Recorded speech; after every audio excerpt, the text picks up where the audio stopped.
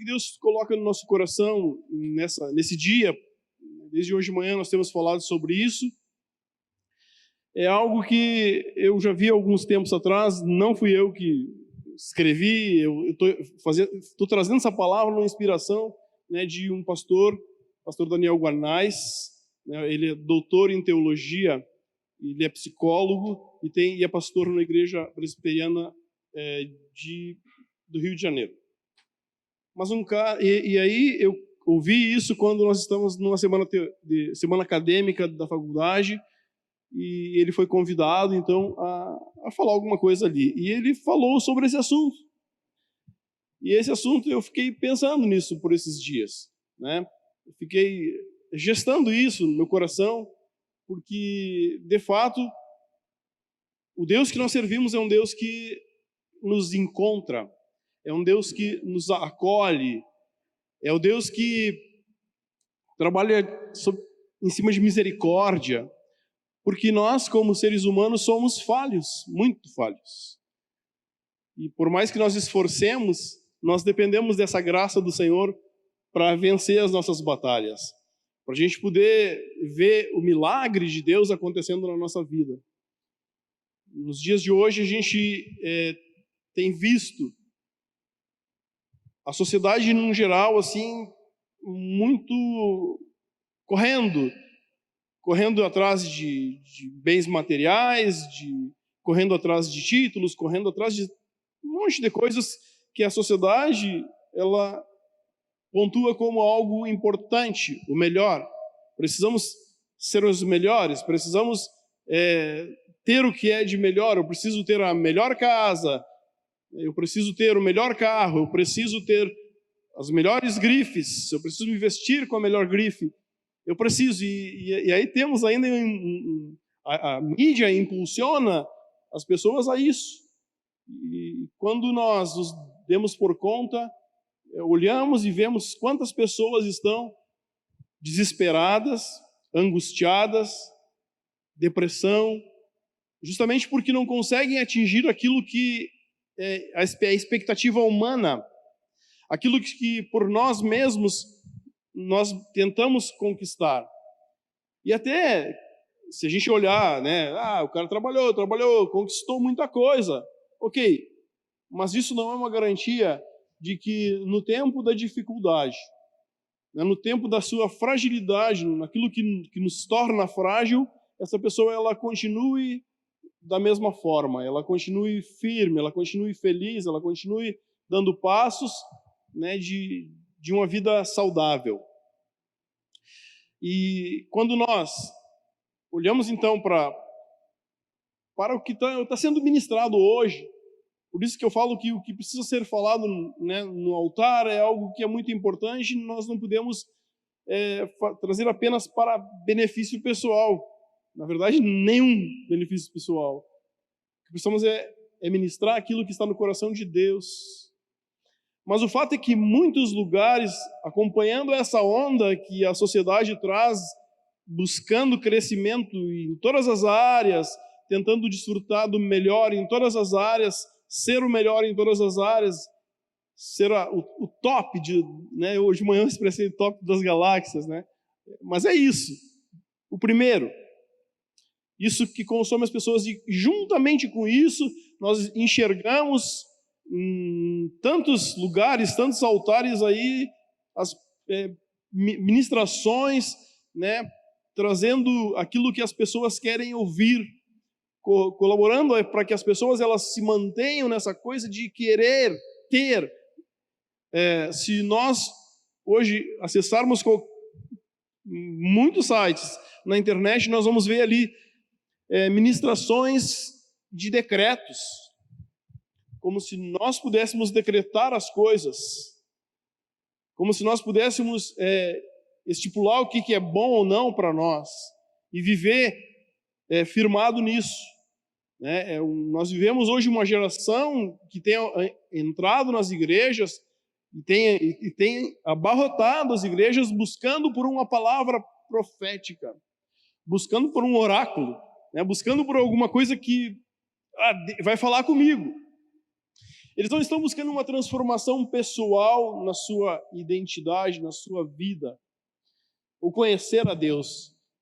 A busca incessante aqui é por alguma palavra que eu possa receber e que eu possa me sentir aliviado nesse momento. As pessoas buscam palavras, olha, a partir de hoje cessaram os problemas. Tu vai orar, tu vai decretar que mal nenhum vai chegar à tua tenda e não vai chegar. A partir de hoje, enfermidade nunca mais vai bater à tua porta, porque se Cristo já morreu por nós, né, e pelas pisaduras nós somos sarados, então acabou. Acabou, hoje acaba isso na tua vida. Eu sei que Deus ele pode fazer isso, e Jesus disse que nos dava até autoridade para ministrar, orar e as pessoas ficarem curadas, libertar os cativos. Mas veja, irmãos, tudo é permitido por Deus. E se fosse exatamente isso, sabe, de simplesmente nós decretarmos com a nossa boca e as coisas aconteceriam, nenhuma pessoa que fosse um bom cristão ficaria doente ou teria problemas na sua vida. Mas o fato é que nós olhamos para fora e a gente vê um mar de pessoas desesperadas. Um mar de pessoas cheias de problemas na sua casa, na sua vida. E o que é mais triste ainda é quando nós olhamos para dentro da igreja e enxergamos as mesmas coisas. Pessoas tomando esta forma, né? O apóstolo Paulo ele traz uma palavra dizendo, olha, não vos conformeis com este século, né? Não tomem a forma dessa sociedade que está te dizendo o que tu tem que fazer. Mas o fato é que muitos dentro da igreja estão caminhando nessa rota de, né, tomar a forma de algumas coisas do mundo. Tentando ser uma coisa aparente e dentro da igreja, mas fora da igreja é algo completamente diferente. São famílias desestruturadas, são famílias que estão se rompendo, estão se acabando, são filhos que não têm uma direção dada pelos pais, são maridos que já não têm a sua esposa como a única na sua vida, são mulheres que têm se voltado para coisas que não desrespeitam seus maridos, né? São discursos que vêm pela mídia dessa sociedade caótica, tentando implantar em nosso coração, no coração das pessoas, né, coisas, deturpações, distanciando os homens dos princípios da palavra de Deus. E nós precisamos tomar cuidado com isso. Nós precisamos, sim, nos voltar. A Karine usou hoje de manhã, né, que nós devemos voltar às veredas antigas, e é verdade, Deus fala isso. Nós precisamos voltar cada vez mais para aquilo que Deus nos ensina desde o princípio, porque caminhando nós começamos a tomar rotas diferentes, e isso nos afasta de Deus, nos afasta da graça de Deus. Veja, eu e você vivemos pela graça do Senhor. E tudo o que acontece na nossa vida é pela graça do Senhor. Porque por nós mesmos nós não conseguimos avançar. Alinhado com a vontade de Deus, é claro. Tem muita gente que avança naquilo que é próprio dele, na sua vontade, né? Avança, mas está longe daquilo que Deus espera. Então, nessa noite, eu gostaria de compartilhar com vocês essa palavra que fala sobre milagres de Deus, né? Que só se manifesta quando nós reconhecemos as nossas fragilidades. Saímos de uma coisa de que eu tudo posso, em mim mesmo me fortaleço, né, para depender de Deus, da graça de Deus, que ela é diária na nossa vida. Amém? E eu queria então começar, vamos orar, eu gostaria que você fechasse os seus olhos, vamos novamente entrar na presença de Deus. Pai Santo, Pai querido, nós iremos falar, Senhor Deus, da Tua palavra, iremos falar, Senhor Deus, das Suas verdades, e que nessa noite o Espírito Santo venha a conduzir cada palavra que venha a sair da minha boca. Deus amado, que eu desapareça neste lugar, mas que tudo aquilo que Tu queres que nós ouvimos nessa noite venha brotar dos meus lábios e possa, Senhor Deus, causar algo novo na vida de cada um dos nossos irmãos. Algo que venha aproximá-los de Ti, algo que venha fazê-los dependentes de Ti, porque sim, Deus, somente em Ti nós somos mais do que vencedores. Por isso, fala conosco nessa noite, tu tens liberdade aqui, Espírito Santo de Deus, em nome de Jesus. Amém, queridos?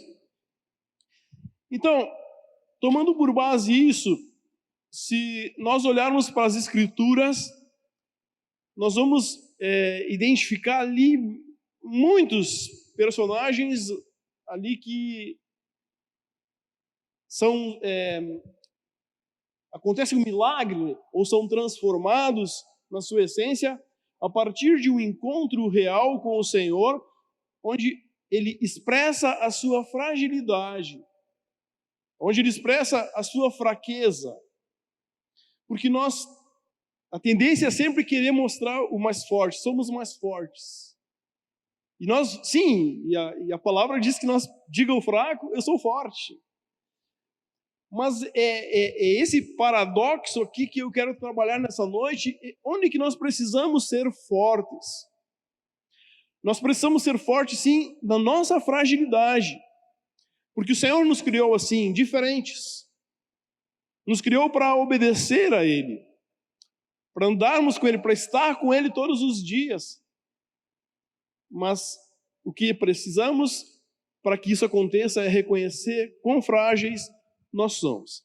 Então, olhando, para a palavra, nós vamos sim encontrar muitos personagens, mas eu quero nessa noite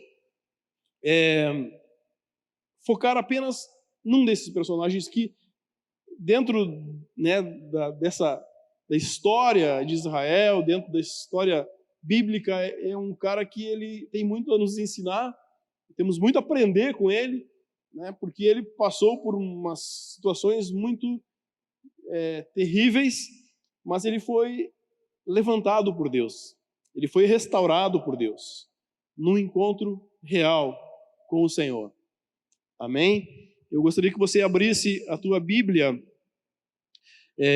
no livro de Gênesis, no capítulo 32.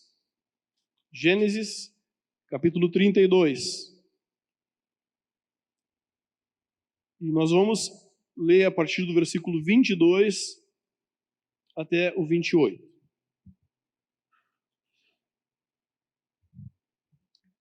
Aleluia. Então vamos lá.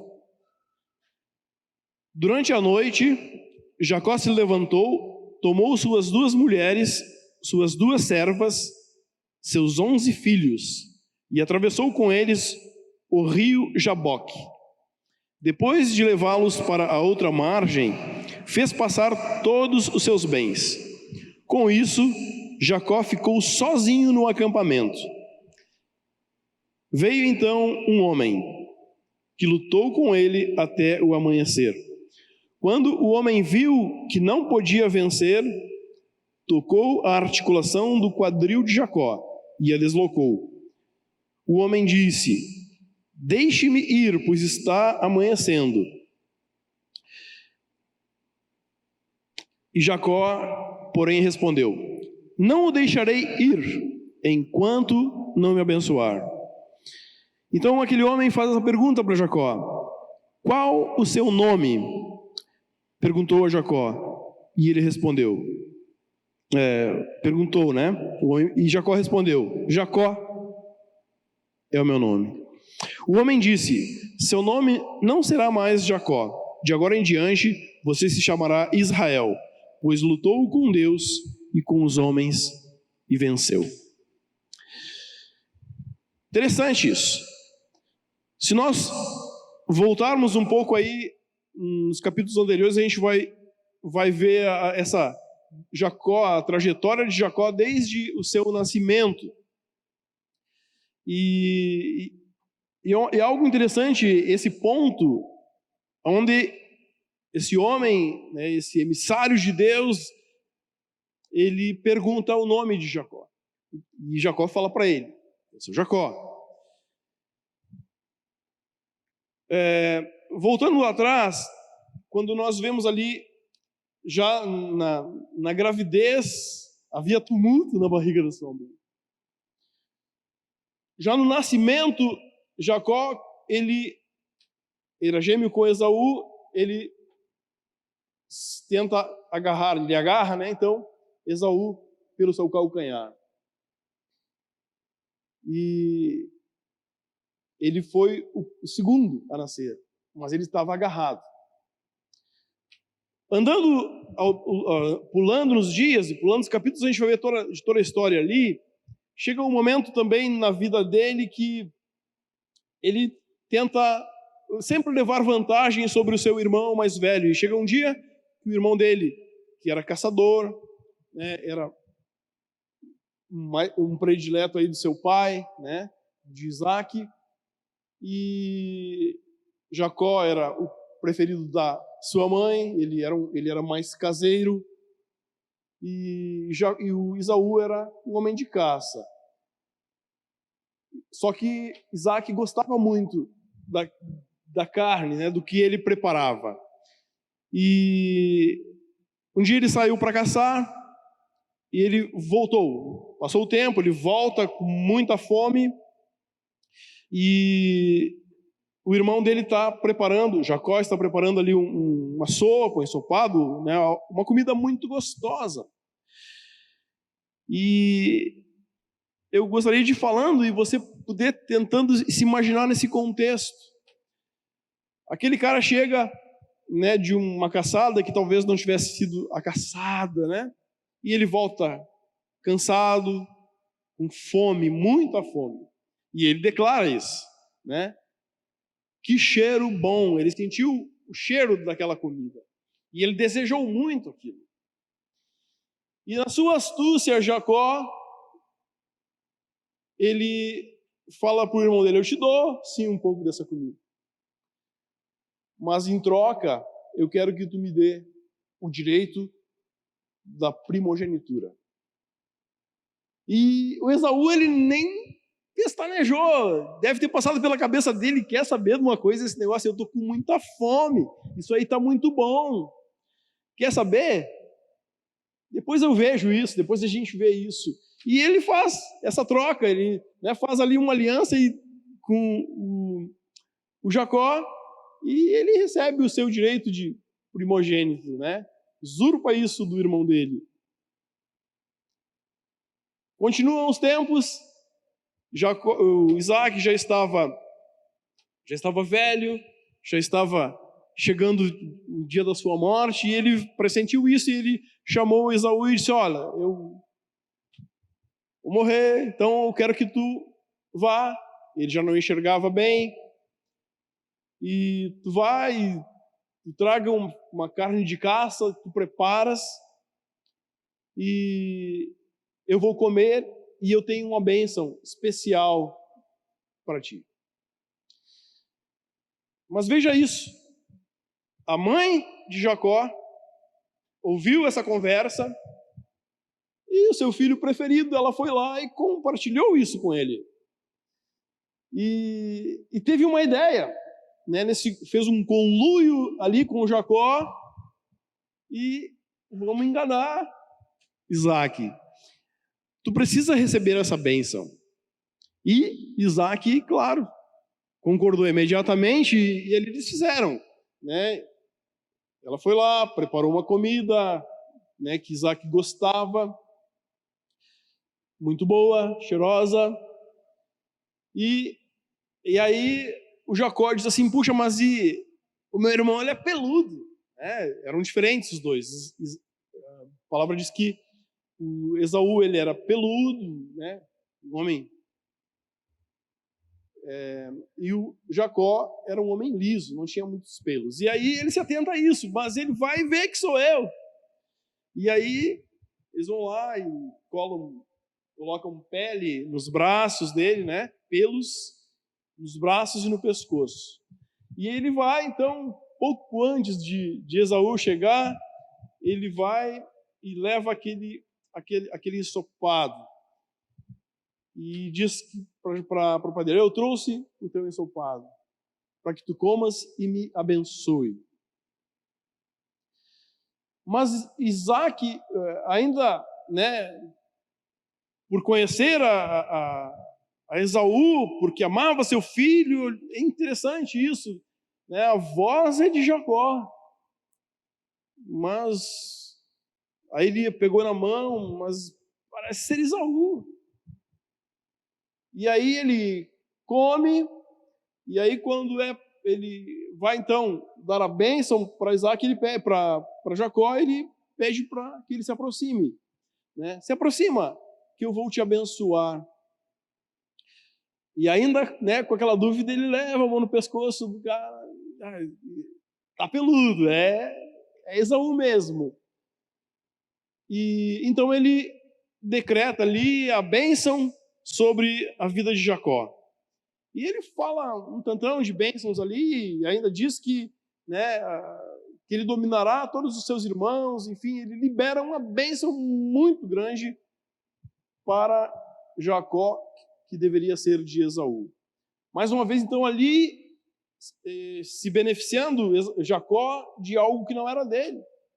Se usurpando, querendo conquistar algo, né, estar no topo, estar, né, em evidência por conta de enganos. Logo a seguir chega o irmão dele, né, não demorou muito, chega com a caça e aí vai fazer a comida e leva para o pai e ele diz, mas eu já comi, quem trouxe para mim? Aí ele fica desesperado, não pai, não fui eu, e pá, Jacó te enganou, agora eu já dei a bênção, e Esaú fica desesperado, mas então tem pelo menos uma bênção pequena para mim, alguma coisa, uma bênção, ele diz, não, eu já liberei a bênção, ele está sobre Jacó, e ele vai dominar sobre ti. Veja, uma família, né, das famílias patriarcais, né, Isaac, uma família que deveria ser um modelo. Veja os problemas gerados dentro daquela família por causa de identidades, por causa de situações em que eles não cuidaram. Imediatamente, Esaú ele se enche de raiva e ele então busca matar o seu irmão. Ele promete, né? Ele jura que assim que o pai deles morrer, ele vai matar o Jacó. E a mãe deles ouve isso, fala para Jacó, olha, vai para a casa de Labão e escolhe uma filha de Labão, casa com ela, tipo assim, sai daqui que o teu irmão está querendo te pegar. E o Esaú, ele era casado com mulheres hititas, que também não se davam bem com Rebeca, e ela traz essa ideia, então, para Isaac. E a Isaac vai de fato, vai para Arã, né, e lá tu casa com alguém da tua parentela, né, e, enfim. Jacó vaza com medo de ser morto, com medo de tudo aquilo que ele fez, de tudo aquilo que ele era. Ele vai, então, se dirige até Labão, em Arã, e só que no caminho ele faz alguns atos, algumas coisas, ele faz algumas alianças com Deus, né, pedindo proteção, para que se Deus abençoasse ele, e Deus ouve a Jacó, porque dentro dele, ele estava muito temeroso. E é sobre esse ponto que eu quero trabalhar hoje. Veja, esse homem que tinha tudo para ser bem. Imagina a promessa que vinha para Abraão, o seu avô, para seu pai, Isaac. Havia promessas grandiosas sobre esses homens. As famílias desses homens. E aquele homem, ele estava entregando tudo de bandeja por causa do seu procedimento, do seu agir, daquilo que estava no seu íntimo, na sua humanidade. Só que ele chega naquele local, lá na casa de Labão, e ele recebe tudo aquilo que ele havia feito, né? Ele foi enganado, ele trabalhou lá 20 anos para Labão, de graça, né, por conta de rebanhos, por conta até da mulher que ele queria, por conta de Raquel, ele queria casar com Raquel. Ele trabalhou 7 anos. Quando terminou os 7 anos, ele foi receber, né, a mulher e Labão enganou ele, deu a outra irmã. E ele foi trabalhando. Assim, Labão foi enganando a Jacó. Passaram-se os 20 anos, então Deus fala com Jacó e diz que está na hora de ele voltar. Mas Jacó, mesmo tendo prosperado naquele local, aumentou os seus rebanhos, ele tinha uma família grande, e ele então, né, no momento que Labão estava tosqueando ovelhas num lugar distante, ele dá um jeito de arrumar todo o acampamento e bora, vamos embora. Vai que Labão queira, né, me prejudicar. E esse medo fez com que ele simplesmente fosse embora. A Raquel pegou algumas imagens de Labão lá, levou junto.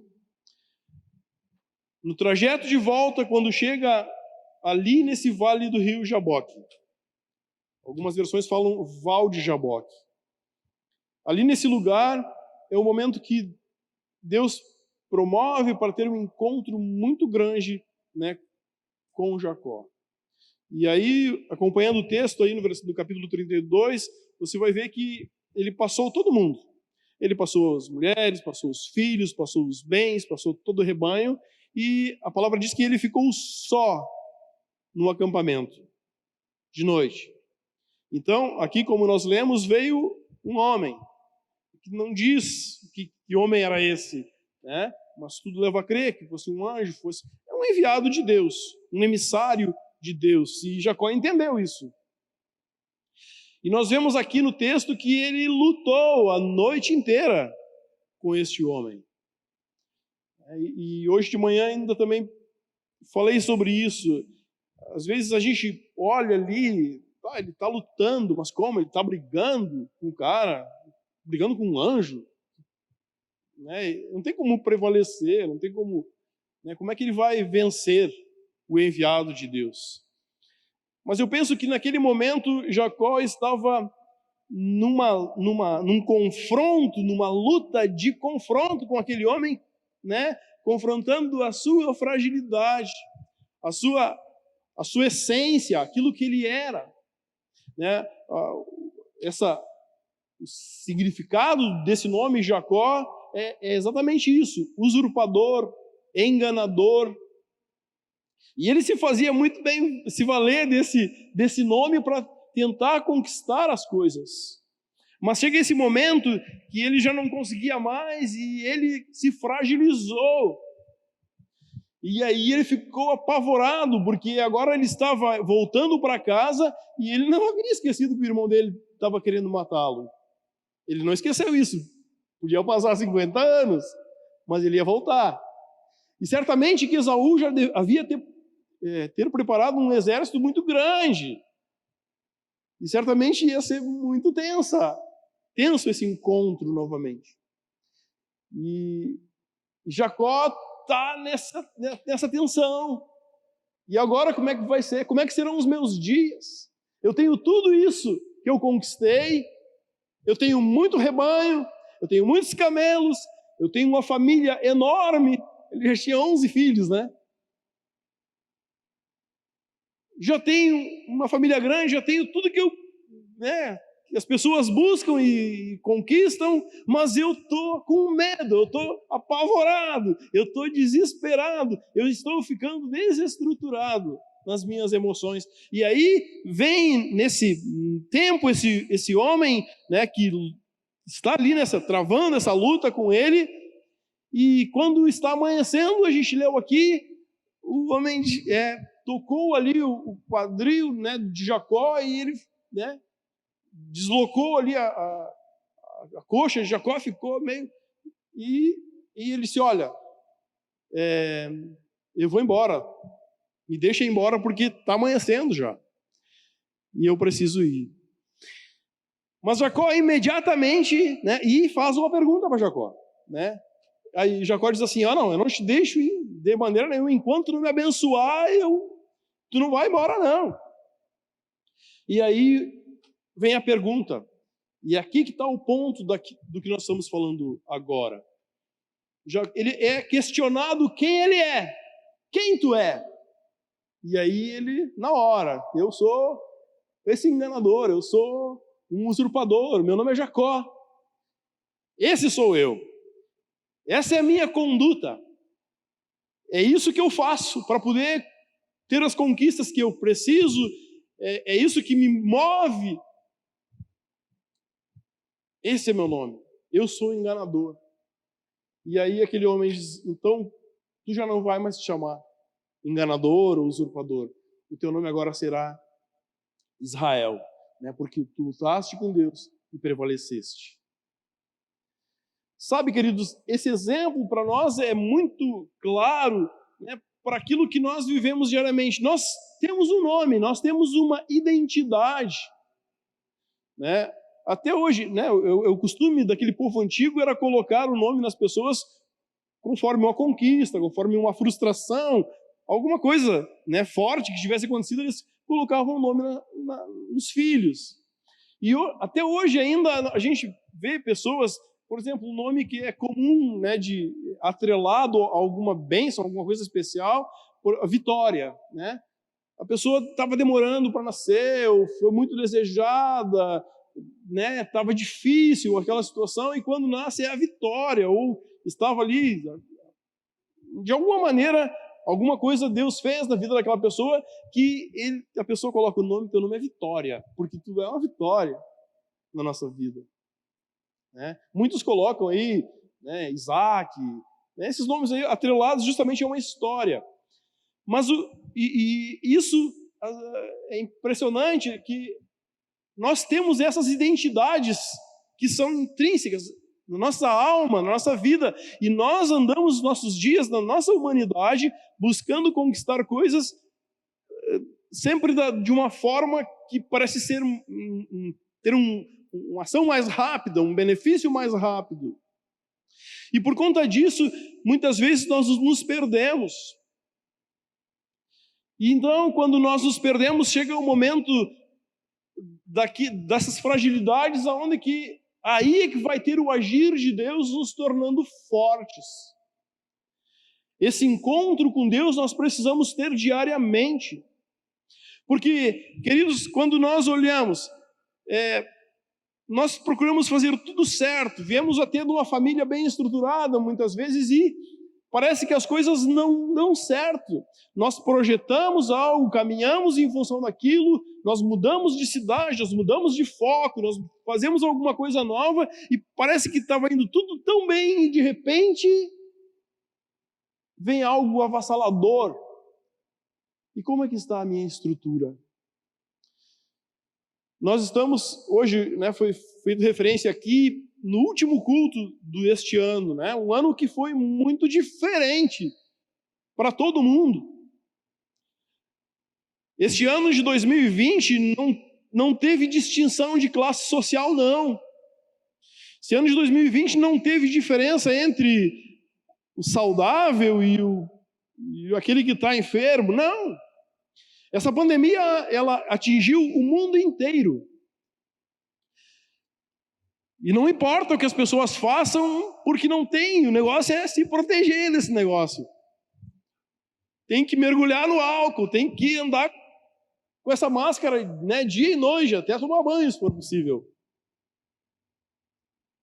Porque nós precisamos de uma forma ou de outra nos proteger. E é claro que não adianta só isso.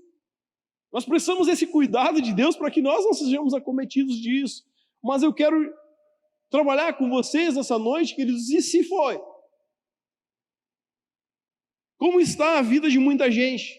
Como é que você está reagindo a essas dificuldades? Como você reagiu às dificuldades que foram ao longo de todo esse ano?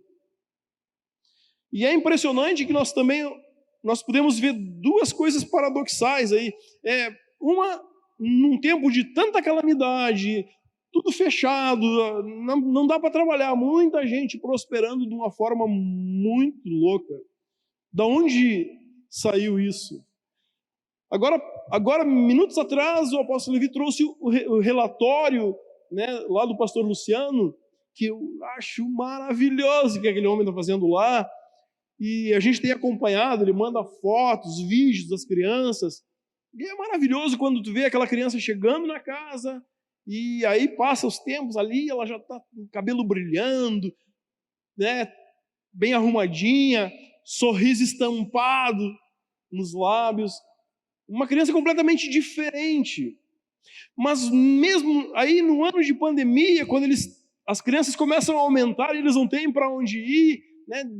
Aquele suporte, veja essa fragilidade ali do nosso irmão que está lá naquele trabalho missionário, né? Naquele campo, sabe, que o evangelho não é muito fácil de ser pregado, muita perseguição do governo mesmo, o cara está ali, sabe, dando seus dias, e ele vai para Deus.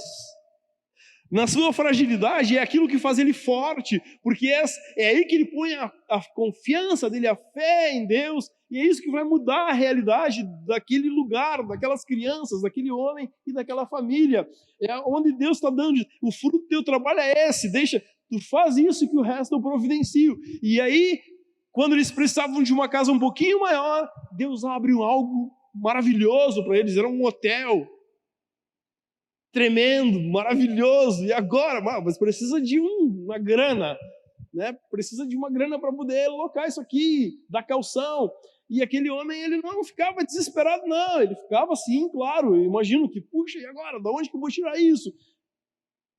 Parceiros, eu preciso de uma igreja que me sustente, né? E a igreja se move mesmo em tempos de pandemia, tempos de que muitos perderam seus empregos, muitas empresas fecharam, era aquilo que podia ter sido caos no meio da igreja, até porque muitos irmãos, a gente vê, passaram momentos difíceis aí nas suas empresas, mas também estamos vendo dentro da igreja pessoas prosperando nas suas empresas. Mas isso é a mão de Deus, porque aquele trabalho lá no Camboja, aquela fragilidade ali no pastor Luciano, precisava se tornar uma fortalecida, uma rocha. Saber que Deus é que vai sustentar, é Ele que vai nos trazer a paz, é Ele que vai trazer os recursos que nós precisamos. E aí se move o apóstolo Levi, ele move os pastores aqui do Rio Grande do Sul, e isso é tão maravilhoso, porque a gente faz parte disso, nós estávamos juntos, nós estávamos, sabe, e manda dinheiro, toca dinheiro, eu tenho que ofertar para o pastor Luciano, tá, passa aí, mas eu só posso tal dia, vem, eu vou buscar, nós vamos mandar, e todos nós somos participantes, e todos nós nos alegramos com esses relatórios, e isso nos enche de força, em meio ao caos, em meio à escassez, em meio às dificuldades, sabe, nós temos o Senhor que nos ampara, que não desiste de nós, mesmo com as nossas imperfeições. E sabe, queridos, hoje quando nós olhamos para dentro de tantos lares, muitos que não conhecem o Senhor, muitos que não tiveram contato com a palavra de Deus. Talvez você esteja na sua casa hoje e seja a primeira vez que você esteja vendo um culto, ouvindo. O que esse cara quer dizer com isso tudo? O que eu quero falar para você nessa noite é que Cristo, Jesus, o Senhor tem um plano tremendo para a tua vida. E toda a aflição, toda a angústia que você possa estar passando, Ele pode transformar isso numa fortaleza na tua vida. Assim como cada um de nós aqui, irmãos. Não importa o que nós estamos passando, não importa o que a pandemia trouxe. Nós estamos afastados, sim, uns dos outros aqui. E isso é ruim, porque é preciso esse contato. É maravilhoso poder abraçar, é maravilhoso poder contar, sabe, aquele momento de acolhimento quando nós estamos lá na nossa casa, nós estamos, alguma coisa que pode ter dado errado, e nós estamos ali matutando, né? Deus, o que eu posso fazer? O que tu pretendes que eu faça? Por que isso está acontecendo? E daqui a pouquinho chega alguém lá embaixo da tua casa, e aí, como é que tu tá? Eu vim aqui te visitar, eu vim aqui te dar um abraço hoje. Eu sei que aconteceu com um monte de pessoas aí. Isso acontece comigo. E isso é tão maravilhoso, porque esse é o amor de Deus expresso nas fragilidades. É nisso que Deus trata. O nosso Deus é o Deus poderoso, Criador dos céus, da terra, de todo o universo. Nós somos menos que um grãozinho de areia diante de toda essa criação. Mas Ele se importa, Ele nos conhece pelo nome, pela nossa identidade, pela nossa fragilidade. Quem sabe eu sou um Jacó, mas Deus me conhece nessa fragilidade, e é nessa fragilidade que Ele quer se mostrar aquele que traz vida, aquele que pode mudar, aquele que pode transformar a minha casa, meu lar, a minha vida, para aquele que pode me dar uma felicidade, uma paz que, olhando para a situação normal aqui, aos nossos olhos humanos, nós não encontramos. Mas Deus, Ele tem essa paz que excede todo o entendimento, que está nele e está disponível para todo aquele que reconhece essa fraqueza, reconhece essa fragilidade e que reconhece que precisa de Deus. Então, Deus age, Deus acolhe. E esse acolhimento que nós gostamos tanto quando nós estamos precisando apenas de um abraço, nem é de palavra, não é de nada, nós precisamos simplesmente ser abraçados. Aquele dia eu fui aqui no velório do filho da nossa irmã, né, que faleceu aí, o apóstolo Levi comentou aqui, e claro, a gente vai com todo cuidado, porque estamos em tempos de pandemia. Mas aí eu pensei, vou chegar no velório, vou, né, com as pessoas e tal, não, vou procurar não abraçar ninguém, né? Mas o que aconteceu ali? Eu simplesmente cheguei naquele lugar, a pessoa me olhou e se jogou. E ali ela chorou bastante, foi algo muito libertador ali para ela, mas esse acolhimento, esse toque, esse se sentir amado, se sentir amparado, isso é maravilhoso para quando nós estamos passando num momento muito difícil da nossa vida. O relatório foi quando o apóstolo Levi hoje liga para ela e pergunta: como é que tu estás? Deus tem me consolado. Esse Deus que acolhe, esse Deus que não vê as nossas mazelas, as nossas dificuldades, o que Ele quer é estar no meio delas. Deus não veio para estar com a gente só lá, eu estou bem, estou feliz, estou com a conta recheada, estou com um carro bom, estou passando um momento jóia, Deus, vim aqui te celebrar. Ele vai receber sim, porque Ele também Ele ama todos.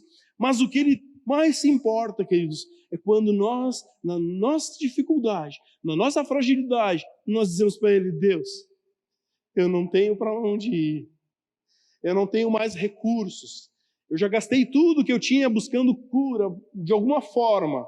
Deus, eu já gastei tudo aquilo que eu podia fazer para restaurar meu casamento, eu já fiz. E eu não tenho o que fazer, mas eu sei que Tu podes me ajudar. Eu sei que Tu pode transformar a minha vida. Eu sei que Tu pode me levar a um lugar de paz, onde eu possa enxergar com clareza e as coisas começarem a andar certo na minha vida. E é esse Deus acolhedor que nos puxa, que nos pega pela mão, que nos abraça, que ouve as nossas queixas.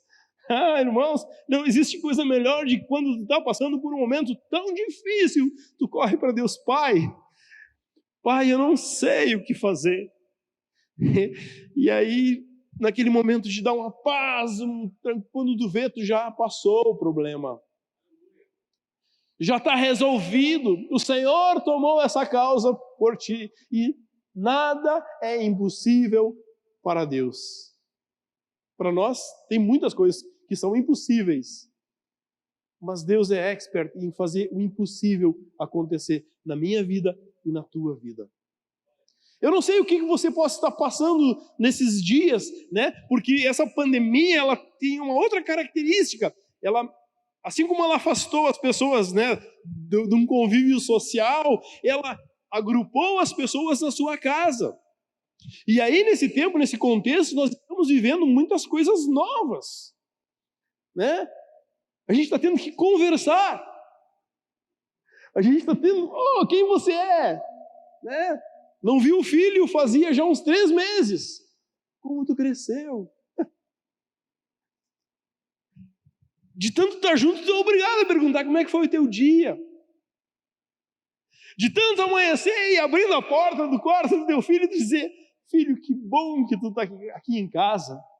Filho, que bom que tu não está jogado aí em algum lugar cheio de drogas.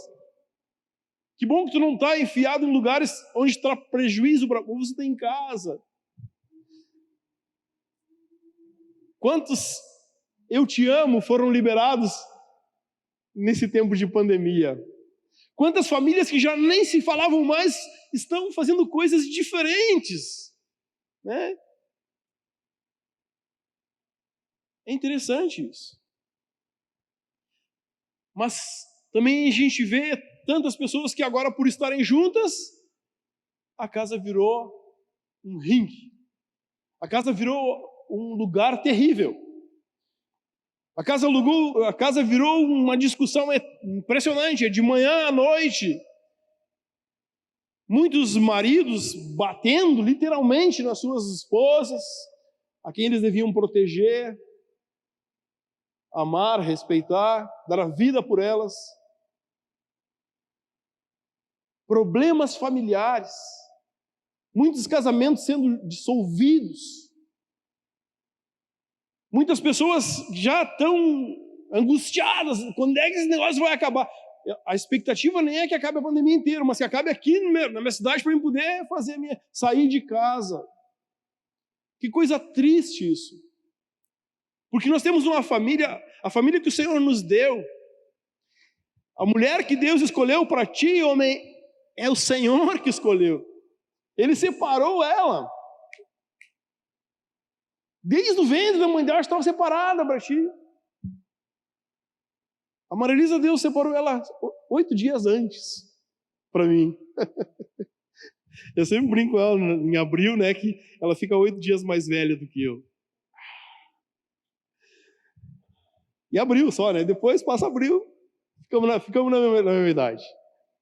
Né? Mas Deus separou a Maria Elisa para mim. Assim como Ele separou a tua esposa para ti. Assim como um dia Ele olhou para ti, olhou assim: puxa, tu precisa de filhos. Uma alegria dentro de casa, uma correria, uma gritaria muitas vezes, né? Que criança dentro de casa é algo impressionante. E não é só criança, eu tenho filhos adultos e que quando estão em casa, às vezes a gente tem que botar uns fonezinhos, né? Porque ou tem que se acalmar. Porque é bom estar junto. São irmãos, famílias, se amam. Mas o fato, irmãos, é que muitas vezes, e aí é que entra o que Deus quer falar no nosso coração nessa noite. Muitos estão em pé de guerra, muitos estão sofrendo, porque essas coisas que essa personalidade, isso que vem conosco desde o nascimento, essa identidade que temos, né, ela acaba, num certo momento, nos ferindo, acaba, num certo momento, nos deixando angustiados. E o único que pode fazer alguma coisa na tua vida é Deus. É o Senhor. Ele que pode ajustar a tua casa. Ele que pode ajustar os teus caminhos. Mas isso só vai acontecer quando, como aqui nesse vale do rio Jaboque, Jacó tem um encontro real ali com um enviado de Deus, um emissário de Deus, que tenha confrontado ele nas suas mazelas. E ele reconhece: eu sou isso. Eu sou um enganador, eu tenho agido mal. E sabe o que muitas vezes está precisando dentro das nossas casas, queridos? Porque às vezes é um clima de guerra, o que precisa dentro da nossa casa é que a gente reconheça essa fragilidade que há em nós, essas fraquezas que há em nós, as decisões que nós tomamos, né, o fazer coisas erradas, andar por um caminho errado, trazer prejuízo àqueles a quem nós convivemos. Isso causa dor, isso causa sofrimento, isso causa pânico né, nós olhamos e vemos as pessoas juntas, mas num quadro de depressão terrível. Tem uns que já não querem mais sair, tem uns que já estão se suicidando, mas ele tinha tudo. O cara tinha até uma Ferrari, estava andando de Ferrari, aí a 200 por hora lá no laçador, o cara se enfia em cima do laçador lá, né? Não tem culpa nenhuma. Mas por quê? Ele tinha tudo, mas havia um vazio na sua alma. Esse vazio que só pode ser preenchido pelo Senhor dos Senhores, é pelo nosso Pai, é por Jesus, é pelo Senhor. Ele que pode preencher esse vazio, é Ele que pode trazer a solução que nós precisamos, é Ele que pode nos acalmar, é Ele que vai ao nosso encontro e nos pega pela mão. Quando ele vê a dificuldade, sabe, uma coisa marcante no ministério de Jesus era isso, era a compaixão que ele sentia pelas pessoas. Jesus ele veio para todos, mas o fato é que ele não olhava os bons, ele olhava aqueles que estavam nas suas fragilidades. Os coletores de impostos, os pecadores, os menorzinhos, os leprosos, era ali o convívio. A pessoa que mais nós podemos enxergar esses exemplos, né, de trabalhar nas fragilidades é Jesus. Ele estava sempre cercado de pessoas com a sua fragilidade, né, já no último. E nessa fragilidade ele transformava a vida das pessoas. E não tinha tempo. Quando ele estava cansado, mesmo indo para casa, as pessoas iam até lá. E ele sempre tinha a sua mão estendida. Esse acolhimento que nós precisamos. Esse acolhimento que nós, como igreja, temos essa característica. Nós abençoamos tantas pessoas ao longo desses dias. Está faltando alimento. Galera, vamos trazer alimento. Precisa de alimento para... Tem famílias que estão precisando. Bora lá, as pessoas vêm. Quando um irmão nosso está passando por uma dificuldade, perdeu o dinheiro, perdeu a carteira, todo o dinheiro do trabalho daquele mês, a galera se mobiliza. Isso é Deus, é Jesus agindo em nós. É quando as pessoas olham para você, você reflete a face do Senhor. A compaixão que está em Jesus está em ti, está em nós. Nós como comunidade, como igreja, nós estamos aqui atentos, assim, para as nossas debilidades, mas estamos atentos principalmente às debilidades das pessoas que nos cercam. E isso é tremendo. Isso traz vida. Eu acho tão interessante aquele momento quando Jesus cura a sogra do Pedro, né? E alguém foi falar para ele, olha, está com muita febre. E Jesus não disse, vai lá e compra um... Que remédio que se usa para febre é... Paracetamol, vai lá e compra um paracetamol, Pedro. Dá para ele. Não. Jesus levantou, se dirigiu até lá. E ele vai até aquela mulher e traz cura, ele ora com ela, ele, né, levanta aquela mulher, ele pega pela mão dela e levanta ela daquele leito. Esse acolhimento é preciso, irmãos. Se nós não tivermos isso na nossa vida, nós nos perdermos nessa identidade que nós temos, é possível que muitas vidas vão perecer, porque nós estamos olhando para nós mesmos, para resultados pessoais. Mas o que Deus quer nos falar nessa noite é que nós precisamos sim nos levantar em direção àquele que está aflito. Né? Quantas vezes tu ligou hoje para alguém que tu vê, faz tempo que eu não vejo na igreja. Liga para ele, o que está acontecendo, meu irmão? Quantas vezes tu fizeste isso essa semana, irmão? Quantas pessoas estão se perdendo por causa desse tempo de afastamento? As pessoas esfriam e elas estão nas suas fragilidades e nós estamos aqui sabendo disso e não fazemos, às vezes, absolutamente nada. Mas nós temos a essência de Jesus. Nós temos essa compaixão em nós e nós precisamos, sim, colocar isso para fora, sabe? Demonstrar isso na vida das pessoas. Eu não posso ver uma pessoa sentada ali naquela cadeira, triste, sem esboçar alguma reação. Eu preciso saber como ela está. Eu preciso me importar com isso. Porque é nisso que Deus se manifesta, queridos. E eu quero te convidar nessa noite a tu fazer essa reflexão. Tem um versículo em Hebreus, no capítulo 4,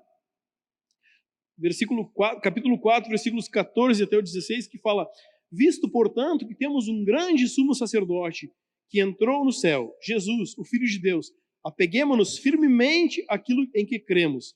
Nosso sumo sacerdote entende as nossas fraquezas, pois enfrentou as mesmas tentações que nós, mas nunca pecou.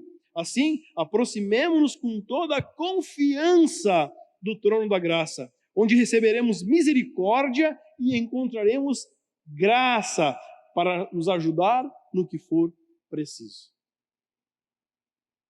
Eu não sei o que você precisa hoje.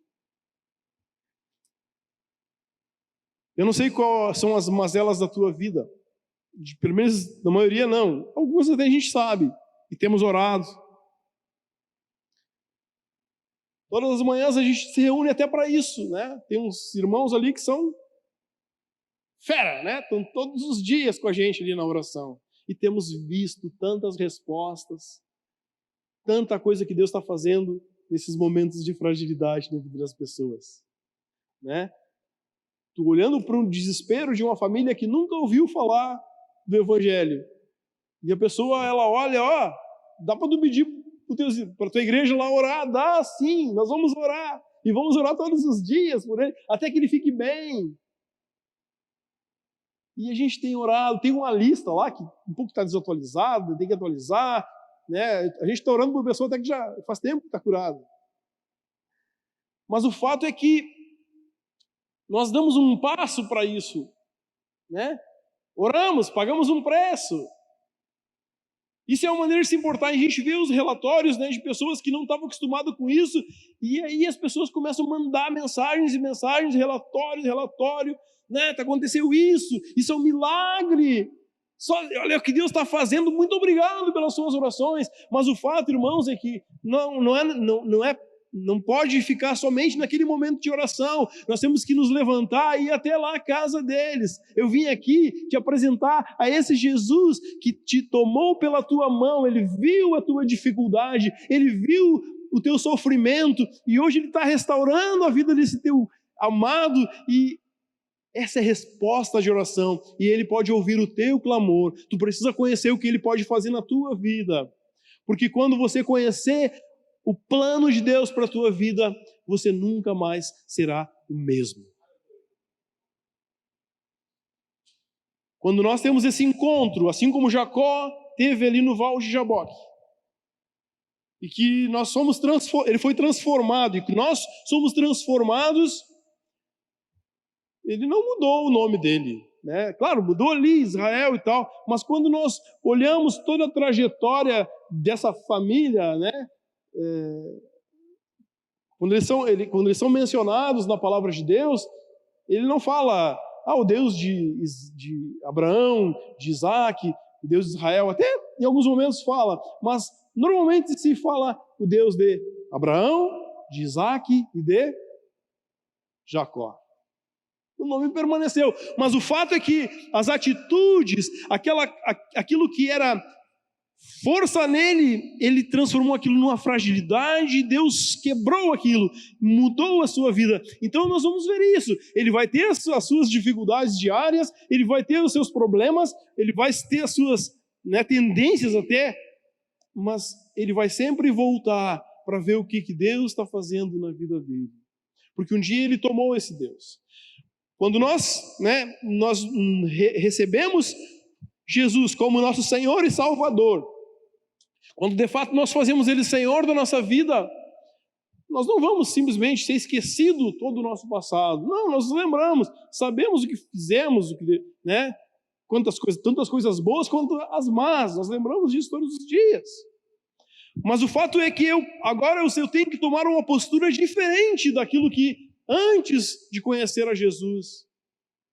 Hoje eu tenho que viver fazendo aquilo que agrada ao meu Senhor, porque Ele me salvou, Ele me restaurou, Ele me colocou de pé. Ele, quando eu estava lá no vale mais profundo, no momento mais difícil da minha vida, Ele me deu a mão, Ele me ampara, Ele me puxa das profundezas. Lembra quando Pedro, né, se lançou às águas? Eu quero fazer o que tu está fazendo, Jesus. E eles estão, vem.